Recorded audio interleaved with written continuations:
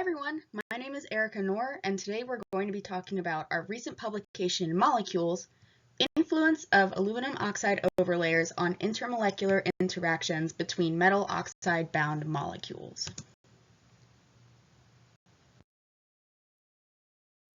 So as chemists, we know that molecules interact, and as a result can be used for things like catalysis, sensing, and energy conversion. And some of the processes that make these applications possible include upconversion, excimer emission, and singlet fission. There are ways to control interactions between molecules, including using anchoring groups to fix orientation, the addition of steric bulk to change molecular packing, and surface dilution or inert spacers to physically separate molecules on a surface.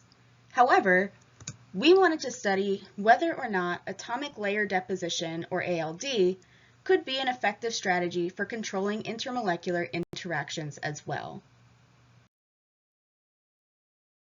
We chose a phosphonated anthracene derivative that our group had previously used in a near-IR upconversion device as an acceptor molecule, because in those previous studies, it appeared to show signs of excimer formation. We will refer to this as molecule A. We then observed the photophysics of A on the surface with 0, 10, and 25 cycles of ALD. To prepare our samples, we began with a mesoporous zirconium oxide film and soaked it in a solution of A. The amount of time we used, however, varied depending on the concentration we wanted. This was then followed by a soak in zinc acetate to quote-unquote cap the molecule and preemptively block the ALD precursors from reacting with our phosphonate groups. This was then followed up with alternating cycles of trimethylaluminum and water, resulting in a buildup of aluminum oxide on the surface.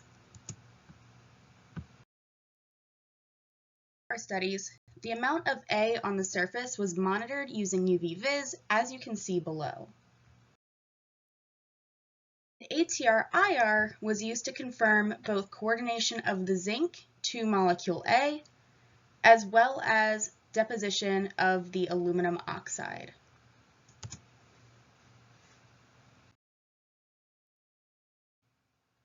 Before we could study the effects of ALD overlayers, however, we needed to identify which features were likely indicative of excimer versus monomer behavior. To do this, we changed the surface concentration of A and monitored its photophysics. What we noticed first and foremost is that the emission redshifts and loses its vibrational features as concentration increases, which you can see down here.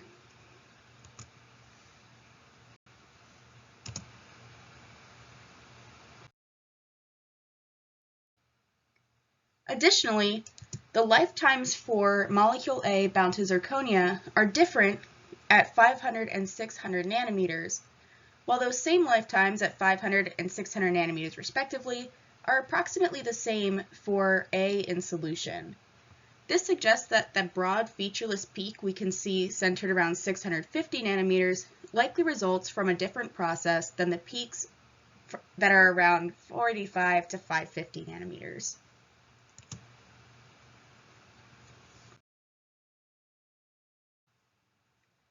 Similar trends could be seen in the femtosecond transient absorption measurement, with solution samples exhibiting a single excited state absorption feature centered around approximately 610 nanometers, and thin film samples showing the growth of a broad and red-shifted peak centered around 680 nanometers.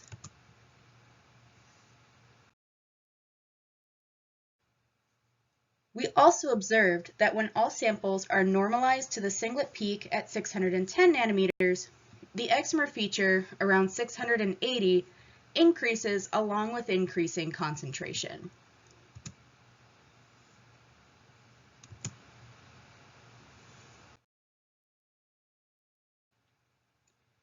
These studies then bring us to the effects of ALD on the photophysics of molecule A. For these studies, we used 50% loaded samples of A with a zinc cap and chose to perform 10 and 25 cycles of ALD to approximately half and fully encapsulate the molecules respectively.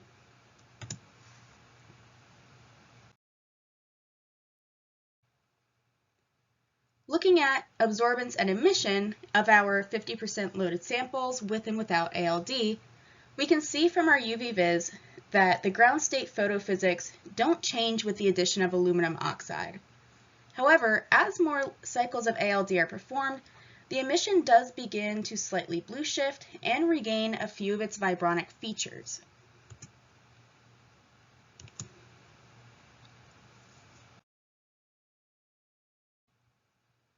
In the femtosecond transient absorption, however, the differences are a little bit harder to see.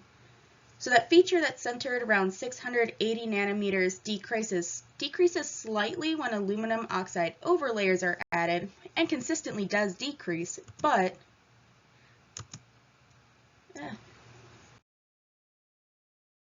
this is only easily observed when all of the samples are normalized to the singlet peak, and unfortunately you can tell that for the samples with and without ALD, there's not really a huge difference in the intensity of this feature relative to the singlet peak. We decided to study the photo decomposition of our samples by illuminating them with an LED at 455 nanometers and studying how their absorption spectra changed over time. So the sample with no ALD overlayers, which is the black squares, decomposed in under an hour, but adding overlayers of aluminum oxide approximately doubled that decomposition time, which is consistent with literature observations.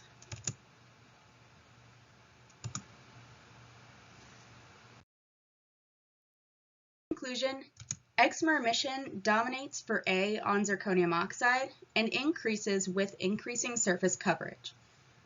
Additionally, though ALD does slightly decrease the amount of excimer formation in our 50% loaded samples of A, it does not have a significant effect on the photophysics. However, what it does do is increase the time it takes for samples to decay under constant illumination. So with that, thank you for listening and follow us on Twitter and Instagram at HansonFSU for weekly science pictures. Bye!